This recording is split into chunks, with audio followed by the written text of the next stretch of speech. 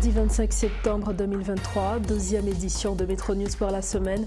Madame, monsieur, bonsoir, bienvenue. À la une de l'actualité, au moins une dizaine de présumés bandits ont été tués dans des échanges de tirs avec la police ce mardi à Mirebalais. Le président dominicain Luis Abinader annonce la réhabilitation du canal de la Veria qui pourrait détourner les eaux de la rivière Massacre de manière à ce qu'elle ne traverse plus le territoire haïtien. 623 millions de dollars américains, c'est le montant du projet Oasis Village International de la zone de Fort Liberté que le pays risque de perdre si le gouvernement haïtien ne donne pas son autorisation avant le 30 septembre 2023.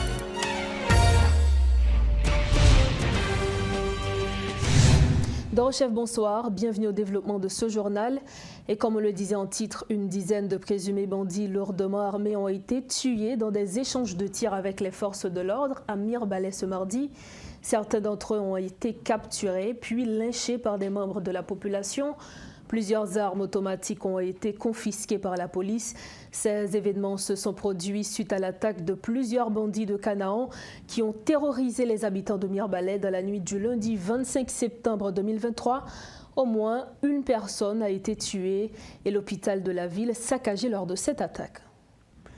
L'ancien ministre de la Justice, Luc Mandélil, pointe du doigt les autorités gouvernementales comme responsables de la détérioration du climat sécuritaire. Maître Delil dénonce le laxisme du chef du gouvernement. L'ex-chef du parquet de Port-au-Prince rejette toute idée d'une force internationale qui pourra lutter contre les gangs. Il croit que la police nationale d'Haïti et l'armée peuvent conjurer leurs efforts en vue d'apporter une solution à la crise qui sévit dans le pays. Moi-même, c'est la force pas moi. En plus, pendant siècle passé là, nous prenons 3 occupations déjà. 1915, 1994, 2004. La sécurité sont pas nationale liée. On met toute force au vin Haïti avec. Si pas de volonté, on n'est pas pris. Et puis tout. Son absurdité. L'homme pense, nous repreuve là déjà, on paye l'autre force sur l'autre pays car une bonne sécurité. C'est pas vrai. Nous avons un ministère, il a oublié ça. Les forces à venir, le cas permet de circuler un grand accent capable d'arriver à bâtissant, même si vous ne pouvez pas passer le monde, non. Vous pouvez passer sur le grand rue, vous pouvez permettre quoi dans le nord. Vous pouvez permettre dans le sud, ou dans le sud-est. Vous pouvez permettre que vous traversez quoi des boucles à la frontière là. Mais si rien n'est fait, même là, les aller même là, vous même croyez que c'est la force pas nous quoi. C'est malheureux que tu es un chef d'État qui a démobilisé les forces armées d'Haïti. Et depuis ça, l'État d'Haïti est effondré. Tout appareil de la structure de sécurité publique Haïti est éclaté. Et c'est ça la paix là. Je vous fais la tomber dans le doigt et pas je le pourri.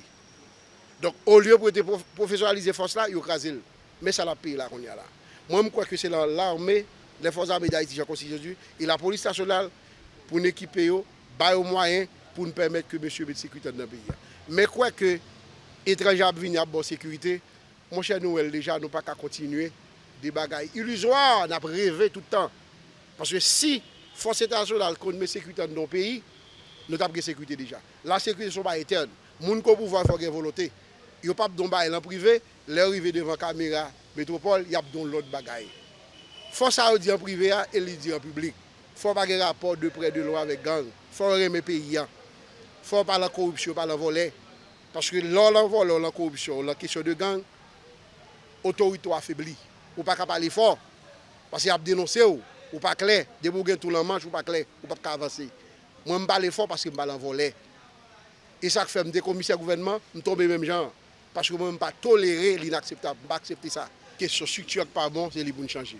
Son structure pourrie depuis sur Alexandre Pichon, qui a système présidentialiste qu'il a. Système ça, c'est ne faire rien, ne dire rien, accepte le tout. Si vous entrez là-dedans, vous travaillez, vous faites un bagage, vous dénoncez ça pas bon, vous quitter. Quand il y a ça pour faire, son équipe d'hommes et de femmes éclairées, de bonne volonté, remettre le pays, qui pourra pouvoir transformer le pays. Sinon, le pays n'a pas changé. Un spécialiste de la création de zones franches appelle le gouvernement haïtien à autoriser la création d'une nouvelle zone franche de la baie de Mancel dans le nord-est. Ce projet constitue un pas vers le développement économique d'Haïti, a dit le docteur Jean-Palerme Mathurin, faisant état d'une capacité de production d'1 gigawatt d'énergie électrique pour 5 départements géographiques. Plus de 16 000 emplois professionnels de standards européens seront créés dans le cadre de Oasis Village International Free Zone. Le projet, géré par Haïti Développement Industriel SA, dispose de 623 millions de dollars américains. Ces fonds seront perdus si le gouvernement haïtien n'autorise pas le projet avant le 30 septembre 2023, prévient M. Mathurin. Normalement, selon la loi qui créait Direction générale des zones franches et Conseil national des zones franches, ce Conseil national-là est gagné pour le réunir avec Minicio et prendre disposition et informer le gouvernement, parce que comme on a arrêté qui doit publier, pour informer le gouvernement, mais qui est entreprise, que vous avez autorisation d'installation. Donc, bon paquet de bagages qui n'a pas besoin de tout parler en pile, ça. Je dis là, on a parlé en pile, on a fait perdre du temps, le pays a exposé, a perdu 650 et 623 millions de dollars d'installation projet ça, mais à toutes conséquences, pour la communauté qui est autour dans la région nord pays, jeunesse pays a dit qu'il a obligé d'évacuer. Haïtiens qui ont quitté pour aller chercher travail de l'autre côté. Parce que faut me dire, là où créer un emploi industriel, est-ce qu'on compte combien d'emplois indirects que l'entraîner création? Donc, pour chaque poste de travail industriel, au niveau n'a pas parlé là, chaque poste a entraîné 5 autres postes de services indirects pour desservir niveau ça. Là, m'a parlé semaine, ça m'a parlé avec partenaires étrangers. Ils ont dit, mais écoute, docteur Mathurin, nous te prévoyons de faire 16 000 emplois directs, mais c'est dans le standard européen. Est-ce qu'on est poste de travail, ça, c'est le double que le niveau en Haïti? Ça veut dire, au lieu qu'on a parlé de 16 000 emplois, on a parlé de 36 000 emplois directs. Et donc, on a parlé de 160 000 de postes d'emploi indirects. Et du moment que vous allez augmenter le volume de travail ça, et mobilité de monde dans la région, il y a un paquet de développement qui va le suivre. Par exemple, on ne peut pas continuer à transporter les gens dans les bus, dans la camionnette à partir de ce moment-là, parce qu'il y a 3 zones franches qui peuvent l'installer, qui peuvent opérer dans la même région. Ça. Automatiquement, on est obligé de réfléchir sur des métros qui pourraient capoter les gens plus rapidement. Donc, développement, c'est investissement privé. Métro, téléphérique. Téléphérique qui peut transporter les gens. Donc, et ça a tout. Pendant que nous travaillons sur le projet, nous sommes obligés de réfléchir et à parler avec des acteurs qui sont tout aussi intéressés à faire des propositions à l'État haïtien sur le développement d'infrastructures de transport terrestre pour les gens. Parce que lorsqu'on met une activité comme ça, il y a des gens qui sont sortis depuis dans la zone et Bogne et Limbé qui viennent travailler Caracol là. Oui. Donc ça veut dire que faut que le pays a en mesure de projeter tête. Dans les 15-20 ans à venir, il faut que les gens qui habitent Boy, la dormir lever Boy, et puis le prend train, ils viennent travailler Caracol, ils viennent travailler dans Oasis Village, là, ils travaillent dans Côte d'Ivoire, ou bien là, ils travaillent dans Wanamet. Il faut que le pays a, et c'est l'activité ça qui a entraîné niveau d'investissement dans l'autre infrastructure. Donc c'est dans le niveau ça que nous y est. Nous ne pouvons pas souhaiter que le pays a perdu l'opportunité. À supposer que le Premier ministre Lanta, dans les prochains jours, décide de rencontrer avant le 30 septembre. Là. Avant le 30 septembre, parce qu'au 30 septembre, si l'autorité haïtienne n'a pas dit un mot, et c'est ça que fait demander tant pris, dépêcher, parce que si on n'a pas dit un mot, le pays a un pile risque pour le perdre ça. Depuis un mois là, toute la nuit, je négocié un petit rallongement de temps pour ne pas fermer les fenêtres là. Mais devant silence, l'autorité haïtienne, nous n'avons pas d'inquiétude.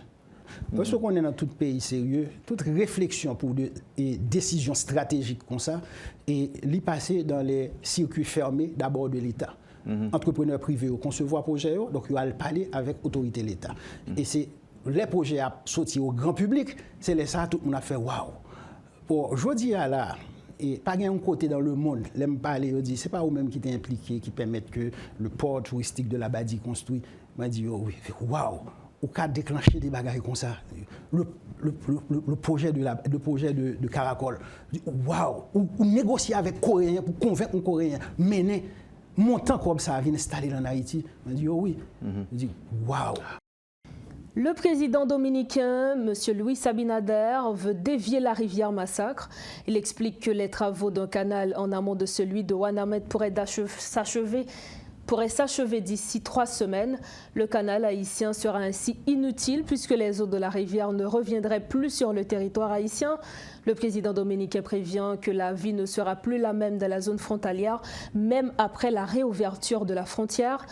Nous avons avec nous notre correspondant permanent en République dominicaine, M. Jean-Michel Carrois. Bonsoir et merci de votre disponibilité. Bonsoir à tous les amis haïtiens et haïtiennes. Effectivement, le président Luis Abinader, de retour de 4 jours à New York, où il a participé notamment à l'Assemblée générale des Nations Unies, a donné une conférence de presse donc, lundi pour expliquer la position dominicaine concernant le fameux canal qui empoisonne donc les relations entre les deux pays depuis maintenant plus d'une dizaine de jours. Et en quoi consiste cette position ? Alors, cette position consiste à dire que le canal construit du côté haïtien selon lui, pose de gros problèmes d'une part technique, parce qu'il n'y a pas eu communication à la partie dominicaine de plan ou des modalités selon lesquelles ce canal serait opéré. Et également, il a évoqué des risques environnementaux graves, selon lui. Il parle de possibilités d'inondation qui pourraient mettre en péril aussi bien Ouanaman que Darabon, mais notamment la zone franche Codévi, qui emploie 19 000 Haïtiens, comme vous le savez.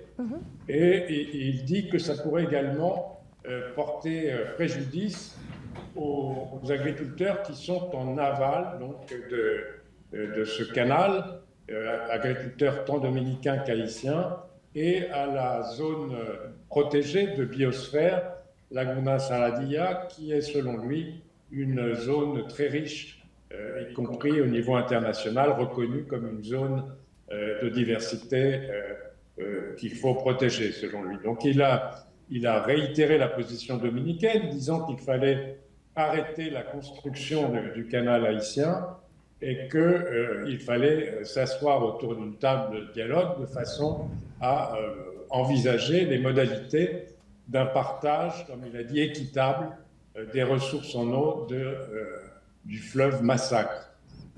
Et pour continuer, il a évoqué les difficultés économiques que pose la fermeture de la frontière, la difficulté économique des deux côtés, et il a surtout parlé évidemment des problèmes que ça pose du côté dominicain. Comme vous le savez, les exportations dominicaines vers Haïti représentent environ 3 millions de dollars par jour. Donc il a annoncé des mesures pour acheter une série de produits agricoles qui sont vendus en Haïti, qui ne peuvent plus traverser la frontière. Il a annoncé des programmes d'aide aux commerçants et aux agriculteurs dominicains.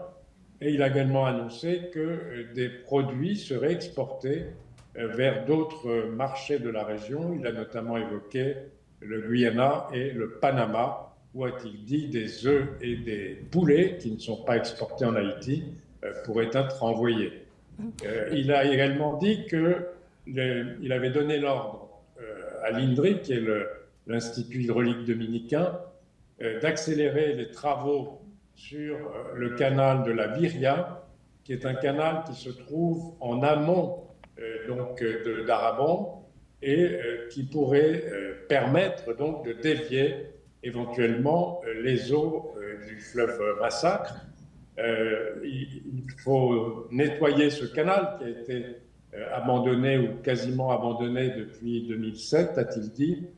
Et donc la réflexion, la remise en état de ce canal permettrait éventuellement de détourner une partie des eaux du Massacre si nécessaire pour les agriculteurs dominicains. Ok, justement, en ce qui a trait à ce projet de construction de ce canal, est-ce que le président dominicain n'est pas en train de faire ce qu'il reprochait à Haïti, c'est-à-dire violer les mêmes conventions? Alors, ce qu'il a dit, c'est que ce canal est ancien.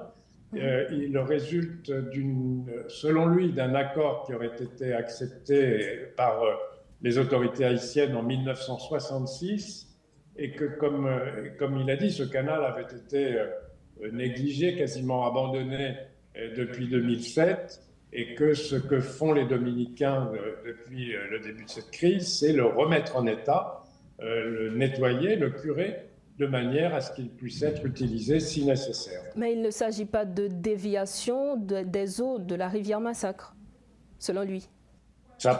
Il pourrait être utilisé pour une déviation de ces eaux, puisqu'il se trouve donc en amont de l'endroit où est construit actuellement le canal haïtien.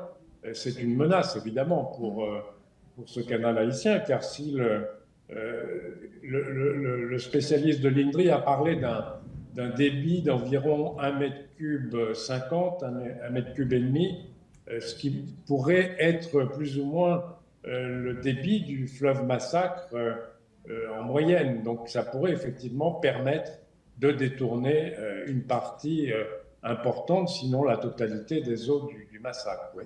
Maintenant, en termes de réaction, est-ce que les acteurs politiques, est-ce qu'ils soutiennent le président dominicain ou est-ce que les positions se divergent à ce sujet? Alors, comme vous le savez, nous sommes en période préélectorale, puisque Justement. les élections présidentielles législatives auront lieu en mai de l'an prochain, 2024, et déjà la campagne ou la pré-campagne bat son plein.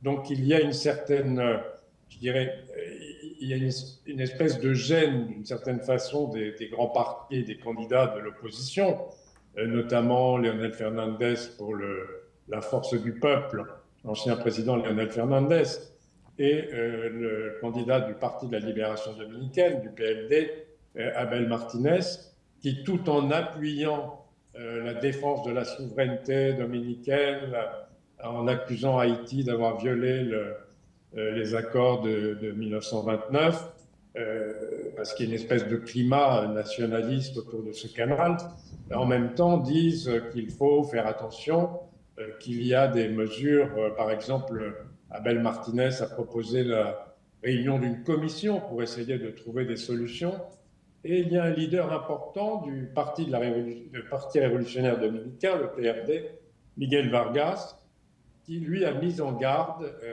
Luis Abinader face à estimer qu'il avait trop fait monter la tension avec le déploiement militaire à la frontière, et que ce n'était pas une chose à faire dans le contexte actuel, vu les difficultés qu'il y a en Haïti. Un certain nombre de commentateurs font remarquer que l'absence de commerce frontalier pose des problèmes d'approvisionnement alimentaire graves du côté haïtien de la frontière et que ça pourrait déclencher des situations difficiles pour ses habitants, donc à la frontière.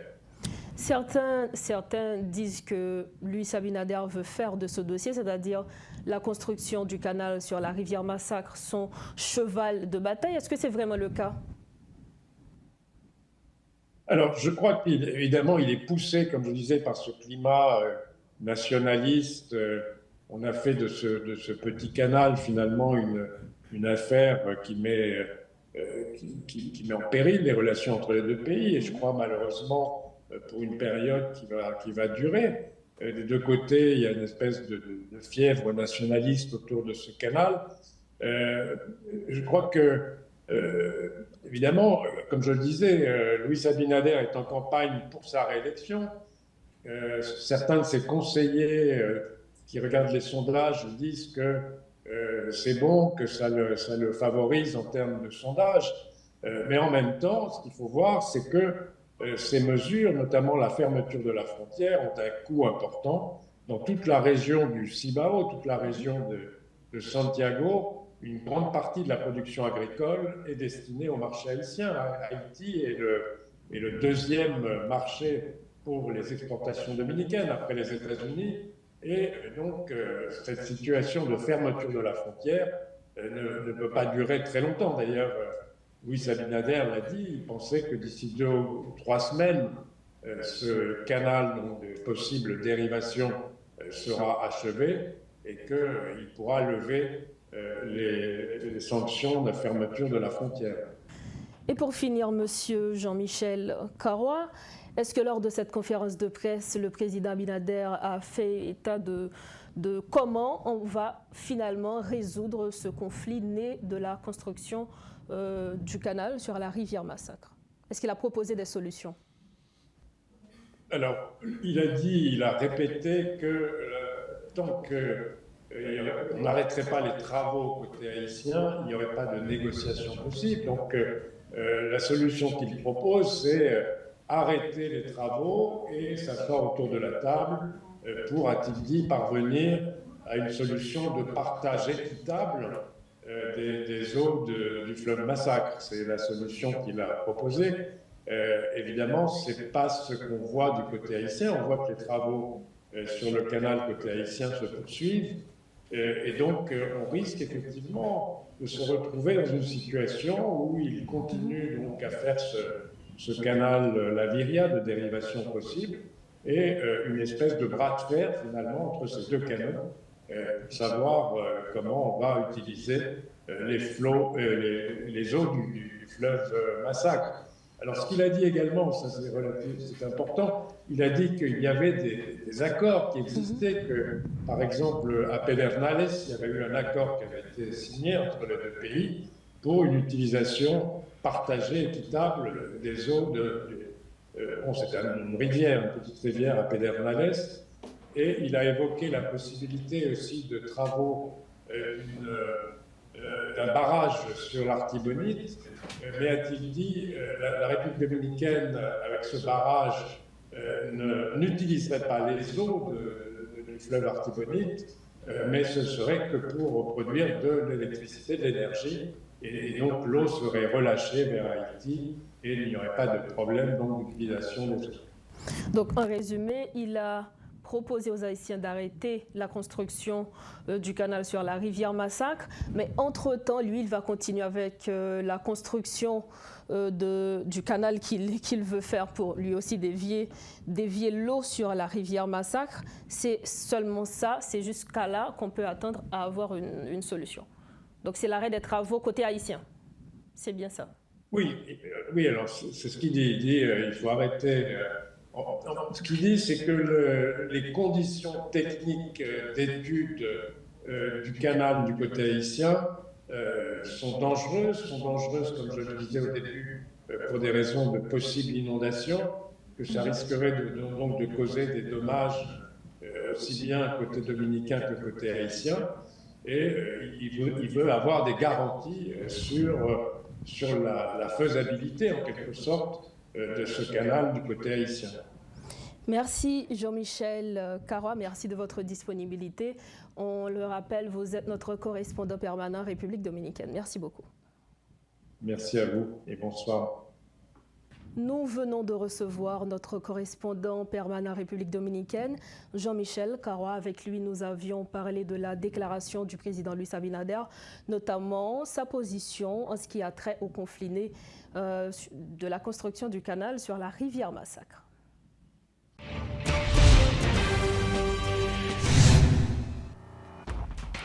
C'est la fin de Métro News, mais avant de partir, voici le rappel des titres à la une de ce soir.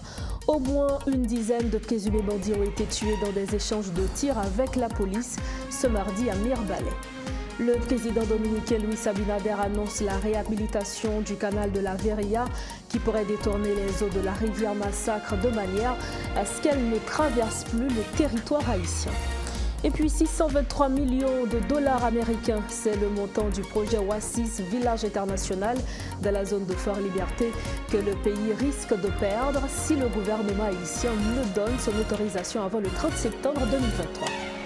C'est la fin de ce journal. Merci de nous avoir suivis. Rendez-vous demain pour une prochaine édition. Bonsoir.